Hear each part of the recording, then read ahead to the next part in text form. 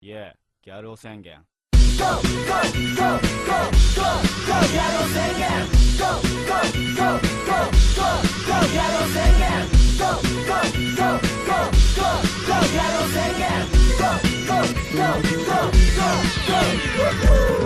俺ギャルを始めました BK 卒業パンツピタピタっていうか昨日も渋谷好きな食べ物はシーザーサラダアングロメッシュにからコンレンズパラパラダンスの猛練習パラダイスに陶酔表現中ギャル男ステイチューン金じゃら銀じゃら銀ギラ銀マルキューセールは仁義なし全身バリバリやっぱり B3GLO キノコ食べましたトランス聞きました調子上がってきたみんなが大好きだ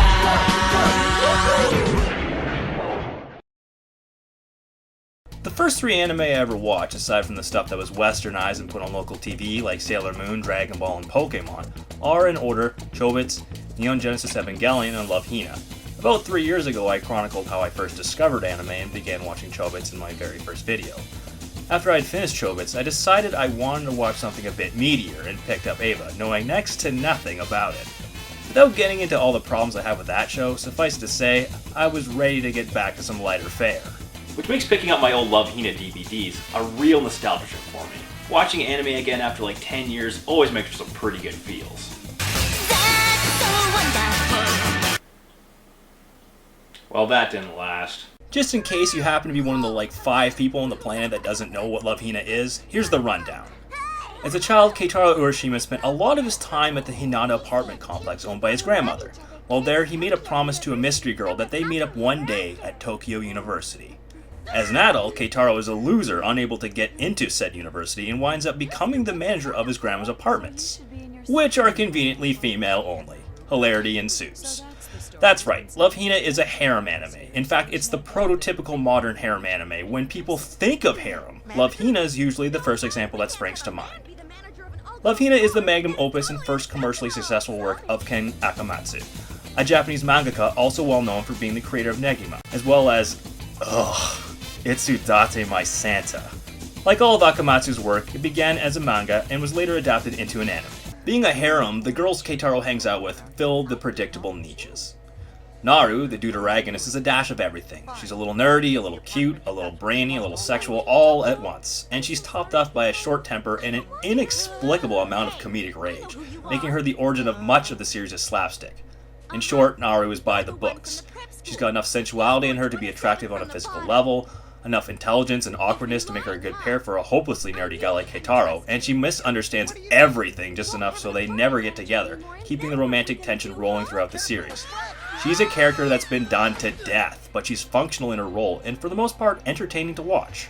Mutsumi is the third member of the show's main love triangle. Every harem, or hell, pretty much every anime of any genre has just got to have a character with big breasts, upon which the spotlight shines at every opportunity, and Mutsumi is Love Hina's. In keeping with the stereotype, Mutsumi is also an airhead, a klutz, and quite oblivious to her surroundings. Most of her humor is sexual in nature, ranging from her love of watermelons and their obvious link to her larger-than-average chesticles, to randomly falling all over Keitaro at the worst times and in the worst positions. Mutsumi is an enjoyable character, but she's got a very limited number of gags in her repertoire, and she overstays her welcome pretty quickly. Shinobu is a 13-year-old schoolgirl living at the apartments, and is the only girl throughout the series who consistently has a crush on Keitaro. She takes on the traditional feminine girl role of the series, being kind, soft-spoken, and very domestic. In the manga, she's already living at the apartments by the time Keitaro shows up, but in the anime, she's given a bit more development. Shinobu's parents are going through a rough divorce, and instead of being used as a bargaining chip in their fight, she decides to become a resident at the apartments.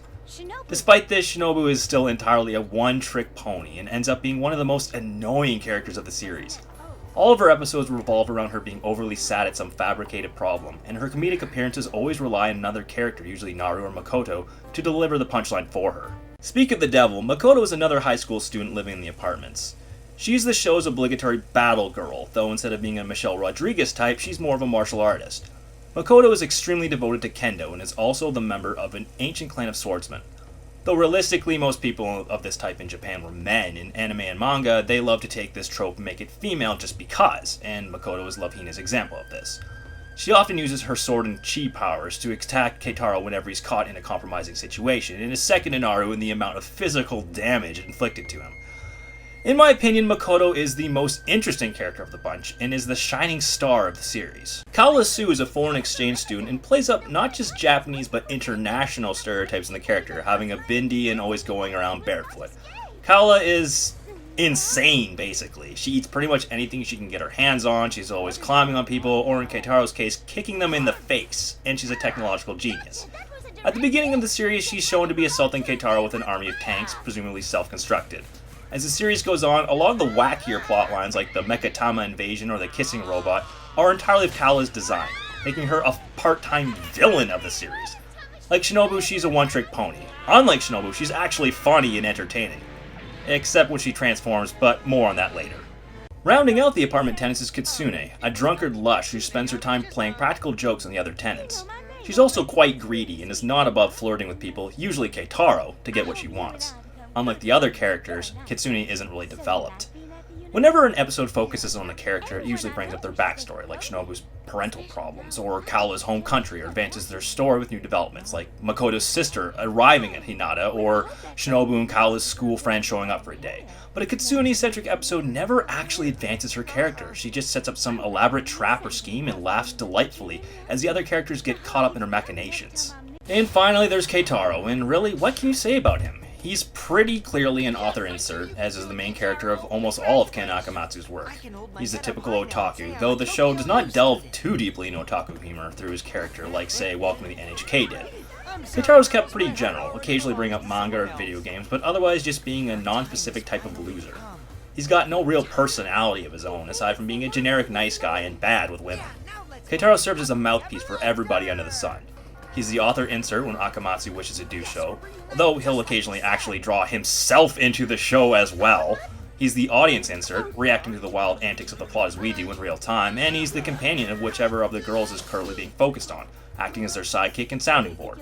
Keitaro has no personality, instead simply acts as a support of everyone else. He's the ultimate beta male, living the ultimate beta male fantasy of being surrounded by a wide variety of pretty young girls, and really, is that not what the beta male viewers of Love Hina want to see? Except me, of course. I ain't no beta male. Nope. I've had sex. Of course, there are many other characters, but they rarely feature in the same way the main crew does. Even if it's a Kaola Su episode, you're always going to hear Makoto Kitsune's opinion on things. Not so for people like Seta or Haruka or whoever else who simply don't show up as often. These girls form up the core of the series, and Keitaro is paradoxical in that he's both a blank void of a character that says and does nothing of importance, while is also entirely essential, as none of the action of the series would be happening without him. Technically speaking, Love Hina was great back in 2000, and has aged pretty well. The art is high quality, if not a bit too characteristic of Akamatsu at times. Love Hina employed digital techniques in their art that weren't widely used at the time, and even though every show under the sun does them nowadays, it was pretty unique back then, and it still holds up. That being said, Akamatsu is one of those artists that has one style and never ever changes it. You can immediately tell when he's the guy who drew something just at a quick glance. I covered this back in my Itsudate My Santa video, but he's got a very limited set of faces and hairstyles that he chooses from, and the inevitable overlap just seems lazy at times. The opening music is normally bubbly J-pop, annoying but not unexpected. The ending theme, however, is this slow, droning, almost depressing ballad-type song, and all the girls look there in a deep depression. Jesus Christ, who died? I don't know what they were thinking when they made this ending credits ensemble. In fact, I think my current habits of always skipping the ending in anime stems from just not wanting to hear even the first second of this terrible shit as a kid. The actual score of the show is functional. It's stuff that you'd certainly be humming after the show is over for at least a couple of minutes, but that's more because it's catchy and not because you like it. It sets the mood for scenes well and it does its job, but it never really moves into the truly memorable range. The plot of the show. Boy, is this a tricky question. I'm even divided myself over it. On the one hand, Love Hina is the perfect balance of episodic storytelling and overarching plot arcs.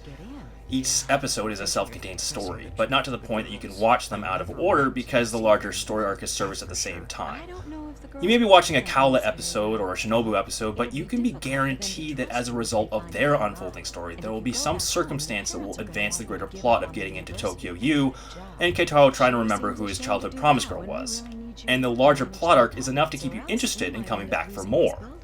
On the downside, the larger plot arc is the only thing keeping you interested. Sometimes their episodic interweaves work. Like I said before, Makoto's my favorite character. She's got the comedy, but she's also got the seriousness for when it's required, and she's both inspiring and intimidating.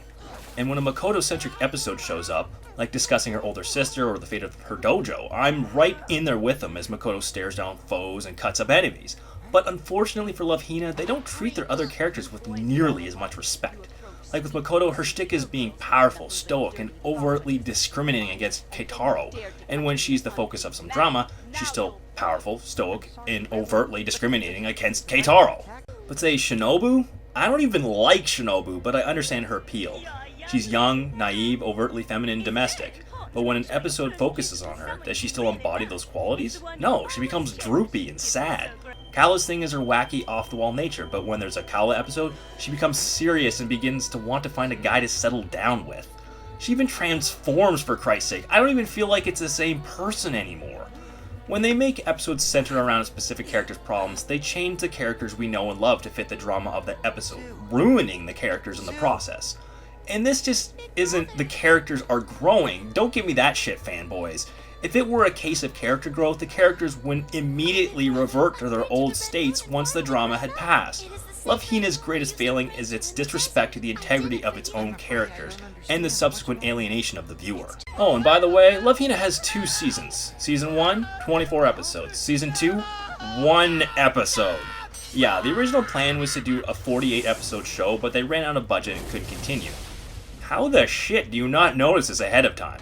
Like, okay, you ran out of budget, end the show at episode 24 then, or make episode 25 an ending instead of another random Makoto show with little main plot significance. Okay, I don't mind more Makoto, but you could have put in the effort and, finished your show. On the other hand, episode 24 was an excellent season ender. It also would have functioned as an excellent series ender too if they just stopped. How do you fuck this up? Normally the video would end here. I've covered it all. Plot, characters, music, art. The big 4. But there's one more thing I gotta talk about. As you guys know by now, whenever I review an anime, I check it out in the English dub, for better or worse. I feel like, as an English speaker addressing an English audience, the English dub should be my focus if the show in question has such a dub. I know a lot of purists disagree with me, and believe me, I understand your point of view, but if English is there, I'm using it. That being said, the English dub of Love Hina deserves its own section here. The voice actors are fine. They're all bigger names in the industry and have done good work before and since Love Hina. And they do an alright, if sometimes just only passable job in Love Hina. No, my great beef here is with the direction. When I turn on the TV and I see, say, Pokemon, I sort of expect to see a degree of localization. Rice balls being turned into hamburgers and all that. It's on TV, being watched by millions of kids. It's not like it's on a DVD being sold to a more particular audience. But Love Hina didn't have a Western TV run. It was entirely a DVD release. And we still got instances of localization, censorship, and just plain bad translation. Let's see a few examples. Now, troops, we are about to commence Operation Thomas Storm. Is everyone prepared? Wait a minute, how come I'm the only one wearing this cockamamie outfit? Cockamamie. Really? That's the word choice you went with. Is Makoto Yosemite Sam all of a sudden? For the entire last 2 years of my life, I have devoted all of my time to studying. I stopped going out with my friends, I quit all of my clubs, and look what happens! Excuse me, another iced tea, please. Naru's English voice actress asked for more iced tea, but the Japanese version says oolong tea. I think even the dimmest viewer could have figured it out. それは宣告も聞いた。あかんて。昔のゲームは脇役がようけ喋られへんのや。そやから何を聞いても無駄やで。約束事はちゃんと守りましょうね。Yes, sticking to RPG conventions while stuck inside of a JRPG video game is certainly good advice, Shinobu, except that your English incarnation didn't say that. I know, you just said that. Don't you remember the minor characters in those old video games can't really say much? Asking them questions is a waste of time. It's important to always keep our promises. What the fuck does that mean? Oh, here's the biggest one. In the Japanese version, Keitaro bumps into Naru. She falls over, he sees her panties a bit, and his heart races, and he gets shellacked. Basic anime stuff, right? Okay, watch the English. Oh, I'm sorry. It's too late. Oh, great. What have I done? Why, you... What?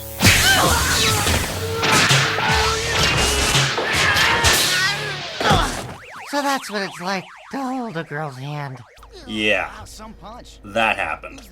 The Japanese version is something I normally rail against. I mean, it's dumb, tasteless comedy. It's fan service for no reason. But you know what? It's there. It's wasteful, but it's there. When it comes to translation, though, you should have done it as is. I could have just made some kind of stupid joke about sex gags in anime and move on. But no, you feel the need to censor it with awkwardly added dialogue that changes nothing.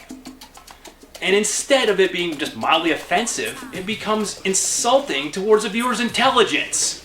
There are little instances of this all over, removing references to sex or sex humor or changing little words or sounds. Of course, it doesn't work. It's just dumb, but more importantly, it's futile. You're trying to remove sex comedy from Love Hina, a show that burns panties and bras for fuel? You might as well be trying to squish a mosquito by clenching your asshole when he flies into it. And that's Love Hina for you. It's entered the anime canon, and rightfully so. I'd even say it's a must-watch, not for its quality, but for its foundational value. On its own, it's an entertaining waste of 15 or so hours that you'll most likely forget about until you grab another harem show and idly think, hey, this show's sort of like that Love Hina thing I watched a few years ago. But don't get your hopes up. For every entertaining plot show or Makoto show, we'll get a boring Shinobu Rukawa show, or even worse, a show about some clockwork robot that I basically slept through.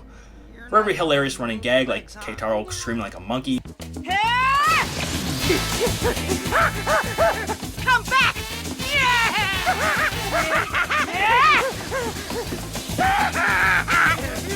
What is going on here? For heaven's sake! Seta constantly smashing his van and bleeding from his head, No, I could have sworn that I, Huh?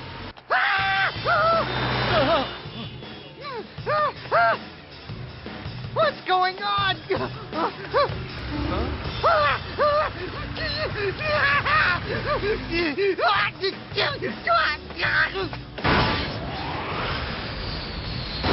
Help me!